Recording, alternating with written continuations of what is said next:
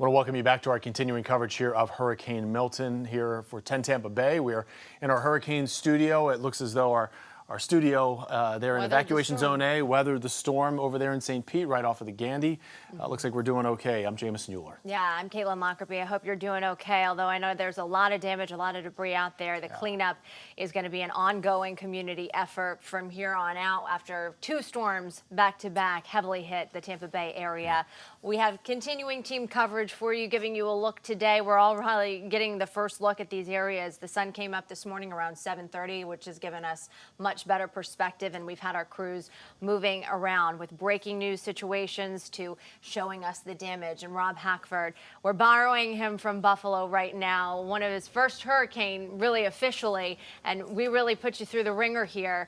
We have you in Sarasota County right now, and Rob, right behind you, you were telling us about the glass from that building just shattered all over the place. Thankfully, doesn't seem like anybody was in the areas they should not have been last night as the storm came through, because that would be some serious injuries with shards of glass just pummeling through the air. Yeah, and pretty sizable ones at that. This is just one of the chunks that we pulled off the ground. There are smaller ones, even bigger ones than this as well. That came off the Sarasota Private Trust Company building here on Pineapple Avenue. The city has the road blocked off right now if we want to walk over here and take a look, but you can even see a few large chunks of that glass just blowing in the wind right now. Potential to fall at this moment. The city says they're going to be assessing this. They have been out cleaning up the streets and making sure that they are passable with other debris from trees to some awnings from local businesses that had gone down in the wind. But this from speaking with some folks who are out this morning, taking a look at downtown Sarasota. This is the most catastrophic or most damage that they've seen, most significant damage that they've seen in downtown Sarasota. We're going to be heading down to the marina in a bit as well. They were saying there are some boats that are up out of the water there. But again, Pineapple Avenue in front of the Sarasota Private Trust Company closed right now because of this window situation blown out from Hurricane Milton with these shards of glass all over the ground. That assessment, again, being done by the city right now. They're going to hopefully update folks as we go throughout the day here and as they continue to make some progress on cleanup, but roads right now throughout the city as we've been driving around have been passable with some damage to trees as we mentioned, and as you would expect with a storm like this, given landfall especially was just a short ways away in Siesta Key, making its way through. One of the couples that we spoke to that was out walking their dog said they experienced that silence in the eye last night. Didn't expect to wake up though and see this damage behind me. Guys. That quiet of the eye too, and then the tough winds that came around it, the gusts of wind. I said earlier this morning I felt like I was sleeping in a washing machine or a car wash. It just was so loud. Yeah, and you know, it's going to be interesting too, you know, Rob down there in that area for us. It's going to be interesting when we can finally get our first looks at Siesta Key, because that is going to be substantial damage that we see in the island there. Maybe eventually at some point we're going to get our crews over there. If they let us, you know, that's going to be the big thing, is that a lot of the barrier islands were closed off. So yeah, Rob, also I know the caution tape is obviously up, so the assessment is ongoing down there, but are crews starting the cleanup process? What are you seeing as you've been around the area this morning? That work I know usually begins pretty quickly. Yeah, I actually spoke with one of the property managers. He just drove up in his truck and they walked out and said they got a big job ahead of them. We got some guys here that are looking up at the building. Not sure if they're with the assessment team, but yeah, obviously taking some photos and trying to get a handle on how to deal with this. They've got a drone up in the air pretty close there, trying to get a good view of the damage. Again, there are still large chunks of glass just blowing in the breeze right now. You mentioned Siesta Key as well. That's going to be our next stop. We're going to try and get to that area. The one city official I spoke to just offhand here on the street, he was taking some photos as well, said those barrier islands are going to be the big thing next, to get assessment out there and see what remains of them. I know you guys have been talking throughout coverage of this hurricane, what the changes may look like in that area given the severity of Milton heading into shore there. okay, Rob, Hackford reporting for us down in Sarasota County. I just want to point out something because we're talking about Sarasota County here. Caitlin just got a tip from a viewer who evacuated from Sarasota, evacuated over to Orlando, and they wanted to pass along this news. And if you can pass it along as well, if anybody's watching here and anybody evacuated, this viewer sent us a tip saying, coming from Orlando to Sarasota, there is 0 gas available. So if you don't have enough gas in your car to make it with bumper-to-bumper traffic to try to get home, you may want to wait for a moment until there can be some gas stations, because it's bumper-to-bumper traffic is what she was just telling us there, trying to get back to Sarasota, and there's no gas along I-4 at this point. But that doesn't mean that there's a total shortage of it right now. Right. We'll get That's an correct. update from the governor. We're expecting another one shortly. Today. We have those reserves, more than 1 million gallons of gas. It's just going to take some time, especially as they clear debris, assess the roadways today, get that fuel to where it needs to be. But this is why you got to hunker down. And I know we've got some video to get to, but it is the right time to tell you here, too, that Hillsborough County, the mandatory evacuation order issued for zones A, B, and mobile manufactured homes, it's not lifted. Right. So they are asking you to remain in place. Just another reason to do that. No reason to get out, go home and run out of fuel while you do it. So this is the day still to hunker down, a day of assessment. They will get that gas to the stations as quickly as they can. But right now there is a lot of still flooding, debris on the roadways, trees down, power crews. It's a mess outside. It absolutely is. Is there some video that we want to show here before we go to? Okay, let's go to Jenny Dean. She's been throughout Tampa for us, throughout the morning, throughout this storm. And every time we come to her, she's moved to somewhere new to give us a different vantage point and just had some unbelievable videos so far today. Jenny, where are you at? Guys, we are still at the scene of what was a major rescue this morning, a high water rescue from an elderly facility or assisted living facility down on North 17th Street. This is just off of Fowler Avenue, sort of in the university area. And in just the last 10 minutes, they took their final bus load of residents from that assisted living facility, and they have evacuated them to safety at the Yingling Center. Now, I'm told and we should have some video. They've got airboats out here too, but I'm told that the residents, there was a call around 7 o'clock this morning that there were people at the facility in waist-deep water, some of them in wheelchairs, and they needed rescue. So the sheriff's office came out and they brought their amphibious vehicles, they brought their airboats, their high water vehicles, and they started that rescue. And you know, what is it now? Since they've been working hard since about 7:30 this morning, and they're about to wrap it up as we speak, getting those final residents. We're still seeing people wade through these waters. There was about 100 residents from the assisted living facility. They brought them to high ground, they fed them, then they got them to safety at the Yangling Center, where everything will be assessed and they'll figure out where they're going to go next. There's probably another 20 to 30 residents here. You can see they've rescued residents and dogs. We just saw a family get off of one of those huge amphibious high water rescue vehicles with the dog there in a cage. And so families now that were wading through this water, just trying to get out of this neighborhood because that water is very deep. So this was such a serious situation, and of course our first responders, our Sheriff's Department really came through. The Hillsborough County Fire Rescue all came together to make sure all these residents and those people from that assisted living facility got to safety and got the medical attention that they need. And I mean, you can just see I think there's more people coming on this airboat here.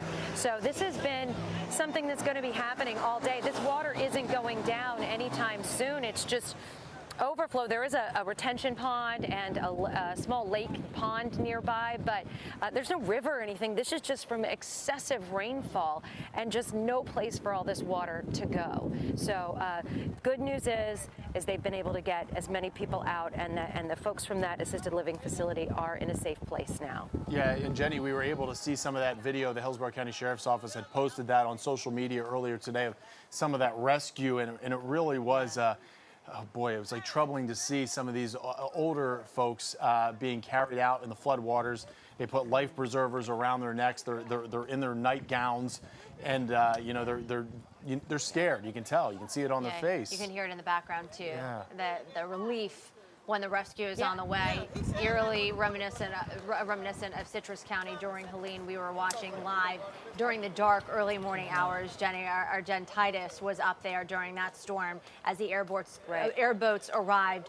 A very similar scene there where these people just obviously desperate, waiting for help. That help is there and that hope is there for them, but you could just feel the relief that they have as they arrive onto dry, higher ground. Right.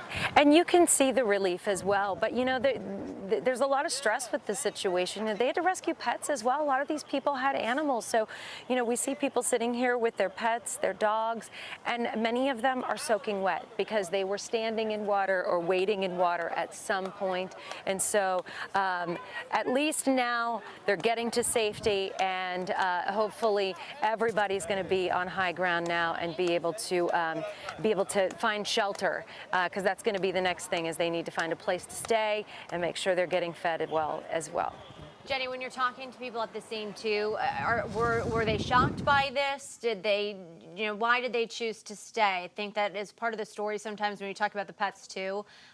There are pet shelters, pet-friendly shelters, and there's pet-friendly hotels, but sometimes I think that just makes people want to stay home. Their dog's there, they don't want to leave their dog, they find it maybe difficult to get out, but then there's that panic situation when the water comes, gonna come whether you like it or not. Well, and honestly, here's the thing, we're so far inland, I don't know this for sure. You're going to have to fact check me, and maybe somebody can look it up while we're talking. I don't think this is an evacuation zone. This is pretty far inland, guys. The river's not by here. There's no bay. I mean, this is really inland, and these are areas that have never flooded before and would not even think about flooding, because they're just, you know, they're homes that maybe are low-lying areas where there's retention ponds, and once those ponds fill up, there's nowhere else for the water to go, so it starts spreading out into the homes, into the streets, as we've seen, and like just steps from Fowler Avenue, maybe a block away, and you saw it's so deep right at Fowler Avenue and 22nd, and I've never seen it like that before, and you know, and if somebody could check on that, whether this was an evacuation zone or not, I'm not really sure. But, you know, it's just one of those things where I don't think these residents expected this at all. I think they felt safe until suddenly they weren't. Yeah. And that's when HCSO came in and our fire department, and they did the rescues they needed to do. Yeah. Jenny Dean reporting for us again in Tampa, not far down the road from Fowler, where she was, just a little bit of a go for us. Jenny, thank you so much. You know, some of the other video. Desperate situation. This is a really desperate situation. If you haven't seen this video yet, just kind of stop and look up and see this, because this is the Hillsborough County Sheriff's Office, their Marine unit, rescuing a 14-year-old boy who was submerged in the floodwaters and floating on debris. Watch this. We're just going to let this play out here. Yeah. Because you see right off in the distance, we're blurring his face. He's a minor here. But he's floating on some debris in the Marine unit. Piece of a fence was what they tweeted out there.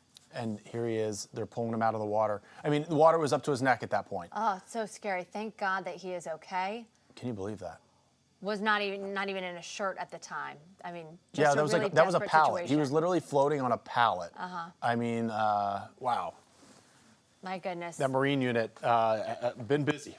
Everybody's Marine unit seems to have been busy today, and in the last couple of weeks as well. So. Let's get a check of your forecast right now. Meteorologist Amanda Pappas standing by. The storm has moved through the area, but it certainly has ravished it so far. You've got the photo, one of the photos of the day, the many that we've seen. It's kind of even tough to pick one, unfortunately, because we have so many. Yeah, there's so many. I was showing you guys the cranes, the one that fell, and then now this is brand new video coming in from someone I know, Lou from St. Pete, that now is driving out that way because they're trying to assess the damage to their home. I want to step to the side so that way you guys can see that, and I'll step out of frame too, because if you can go ahead and scan that QR code, if you do see any debris by your house right now, as we head out, you just really want to give first responders time to move. So any pictures or videos you have previously of the storm, go ahead and send those in to me. And once the first responders and emergency responders give you the all clear to head out, you definitely want to take pictures of any damage to your home, especially for insurance purposes. We know that really big, especially after all the hurricanes that have passed through. But a lot of damage. You could see all these homes lined up with all this debris still. So guys, this is still a very much dire situation in some aspects. aspects in terms of the flooding as well. Let me tell you, the freshwater flooding, definitely a major issue for us here. Lakewood Ranch looking better,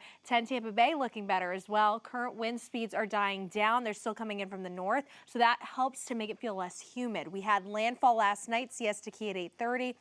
And Milton now, I'm so happy to say, has left the state of Florida and has pushed out into the Atlantic. It is done. It's out. And so now, up until the end of the day, just please be careful with that dangerous debris. The rivers are next. They're going to rise, but we have beautiful conditions in your 7-day forecast to help in this cleanup and recovery effort. All right. Thank you so much, Amanda. We don't want to cut you short there, but Governor Ron DeSantis is speaking live right now, so let's go ahead and listen in. The West Coast, some of the wind damage that you saw go across the Florida peninsula.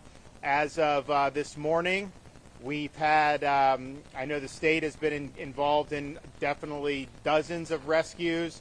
I know our local partners are doing. We've been supportive of really everywhere around the state, including here. And we'll continue to do that, but my sense is that will stabilize, and we're probably going to be on a pretty good footing there pretty soon if we're not already. As people know, we've had massive power outages, which was expected. I'd say this is probably similar to Hurricanes Irma and Ian in terms of the number of outages. I think we're up to, currently now it's about 3.4 million that are out. I think they've restored about 700,000 since the storm started. So just do the math, you're over 4 million have lost power since the start of this storm. Fortunately, Florida, we pre-staged 50,000 linemen throughout the state of Florida, and so those folks are going to work. And it's not as easy to do when you've just had Hurricane Helene. A lot of these linemen, there's still hundreds of thousands of people without power in North Carolina, Georgia, some of those states. You know, Helene in Florida, we did 2.4 million restorations in record time. That's not the norm. And so finding the linemen, given what they're doing now, we brought them in from as far away as California. But those folks are there. There's assessments being done about what needs to be done. When you have down power lines, that's actually easy for them to do. They just put the pole back up, reconnect it. If their entire system needs a rebuild, that will take a little longer. We don't know that that's the case in many of these spots. I remember in Hurricane Ian, which was stronger than this one, hit Fort Myers Beach, and FPL substation on Fort Myers Beach right there at Ground Zero was fine. They could have had people hooked up to power days later. Just the people's homes couldn't accept it because of the storm surge. So all that is going on, and we're happy to have pre-staged those resources because I think it's really important that we'll be able to do. We're also assessing the need for things like points of distribution. We typically will set up these pods with water, food, tarps, things of that nature. I think we will be doing some pods. A lot of this is based on what the counties ask us for, but I also think you're probably going to see a lot of the stores and gas stations reopen very quickly. At least that's our hope. We're also looking at the damage that was done to the ports in Florida. East Coast, I don't think there was very much, if any. Port of Tampa seems like it's okay. Manatee, that remains to be seen. But bottom line is we got to keep bringing fuel into this state. I know there's a lot on the dock side still that can be brought out. We've got 1.5 million gallons of diesel on hand that we can use for the state and to help replenish. And I think we've got about 1.1 million gallons of regular gasoline just in our arsenal. And then we've also deputized the Florida Highway Patrol to escort the fuel tankers with sirens to be able to get to all the gas stations to get filled. I think you're probably going to be okay on the east coast of Florida. Some of the places in the Tampa Bay area, when there was evacuation, everyone was going to get gas, and some people were filling up additional tanks in addition to what was in their car with the gallon containers or whatever they have, which is fine, but just the demand went through the roof. And so these guys ran out. We had enough fuel in the state. It's just they didn't have the delivery schedule to be able to replenish it immediately, so you had some that went out. So we've been doing this. I think we've done probably about 130 escorts with Florida Highway Patrol bringing this in. We'll continue to do that. So my hope is that there's minimal interruption with fuel on the backside of the storm. We've had a lot of people have been working very hard. I think, as most of you know, we've been doing this now for 2.5 weeks from the time we declared the state of emergency before Hurricane Helene. and then in the aftermath of Helene, and then, we work on Helene for a week in terms of the response and the recovery, and then we got to do another state of emergency for hurricane-milton.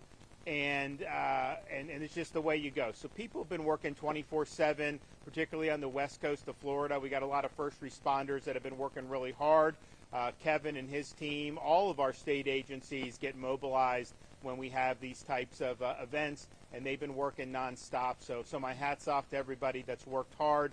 Unfortunately, we have the fatalities from this tornado here. We don't have confirmed reports of other fatalities throughout the rest of the state, but we may as the day goes on.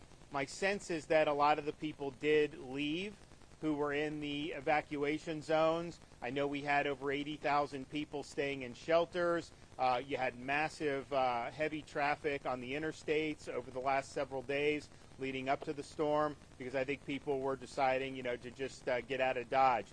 We also can say that the storm did not produce the worst case scenario in terms of storm surge.